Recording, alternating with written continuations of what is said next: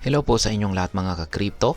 Alam niyo bang si Pangulong Donald Trump ay meron siyang crypto portfolio na lumago ng 3 beses mula po noong August 2024. Mula po sa $3.6 million, ito po ay umabot na ngayon sa $9.4 million.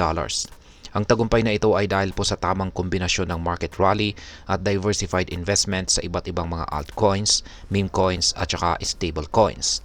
Pero bakit hindi kasama si Bitcoin sa kanyang portfolio kahit siya ay isang pro-Bitcoin? Alamin po natin ang mga detalye at ang maaring epekto nito sa atin bilang mga Pinoy crypto enthusiast. Pero bago po tayo magpatuloy, ay nais ko lamang po munang bigyang linaw ang aking disclaimer kung saan ang nilalaman po ng video na ito ay hindi po ito isang financial advice. For education and information purposes lamang po ang layunin nito. At ayan, ano nga ba ang laman ng crypto portfolio ni Pangulong Donald Trump? Ayon po sa ulat ng Arkham Intelligence, noong August 2024 ay meron siyang 6 na mga pangunahing cryptocurrencies itong si Pangulong Trump. Kabilang po ang, ayan, check natin, yan po si Trug, Ethereum, wrap na Ethereum, ayan, wrap version ng Ethereum po yan, Trump at stablecoins tulad po ng USDC. Ayan, gayon pa man ay marami ring mga trending meme coins at ibang altcoins na may mababang halaga ang kasama sa kanyang portfolio. Ang pinakamalaki po niyang investment ay nasa Trog na nagkakalaga po ng $3.71 million. Habang ang kanyang ETH at saka wrap Ethereum ay may halagang $1.7 million at $1.64 million. Ayan.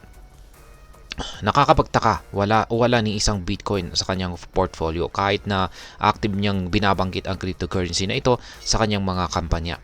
Dagdag pa rito ay ang kanyang crypto holdings ay patuloy na lumalago dahil sa pagsama niya ng mga bagong trending tokens na naging malaking bagay sa pagtaas ng kabuuang halaga nito.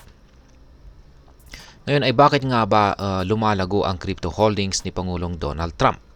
Ang paglago po ng kanyang crypto portfolio ay resulta po ito ng mga tatlong pangunahing bagay. Una ay ang crypto market rally.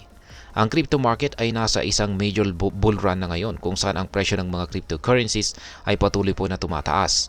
Ang global market capitalization ay pumalo na po sa $3.27 trillion habang ang mga presyo ng mga pangunahing coins tulad po ng Ethereum at Trog ay nagpakita ng matinding gains. Ang Trog halimbawa ay tumaas po ng 1,060% sa loob lamang ng 24 oras. Malaki po ang kontribusyon ng mga gains na ito sa pagtaas ng halaga ng kanyang portfolio. Pangalawa ay ang diversified portfolio. Si Pangulong Trump ay hindi lamang po nakafocus sa mga major cryptocurrencies tulad ng Ethereum. Kasama rin po sa kanyang portfolio ang mga trending meme coins tulad po ni Pepe, CAT at mga Trump theme tokens. Bukod dito ay mayroon siyang stable coins gaya ng USDC na nagbibigay ng stability kahit sa panahon ng market volatility. Ang diversified na portfolio na ito ay nagbigay po sa kanya ng balance sa pagitan ng high risk at saka stable investments. At ang pangatlo ay ang dagdag na investments. Sa nakalipas po na 3 buwan ay tila nagdagdag itong si Pangulong Trump ng maraming bagong tokens sa kanyang portfolio. Ang mga bagong investments na ito kasabay po ng paglago ng kanyang existing holdings ay nagtulak sa 3 times na growth ng kanyang crypto assets. Ayan. Ngayon ay ano naman po ang maaring epekto nito para sa atin bilang mga Pinoy crypto traders at saka investors. Ayan. Bilang mga Pinoy crypto enthusiasts ay may ilang pong mahalagang aral na maaari po nating makuha mula rito sa crypto journey ni Pangulong Trump. Una ay ang diversification. Ang pagkakaroon po ng diversified portfolio ay isang mahalagang strategy para mabawasan ang risk. Sa halip na tumaya lamang po tayo sa iisang coin, mag-invest po tayo sa kombinasyon ng high risk, high rewards tokens at stable coins na maaari pong magbigay ng proteksyon sa panahon ng market volatility.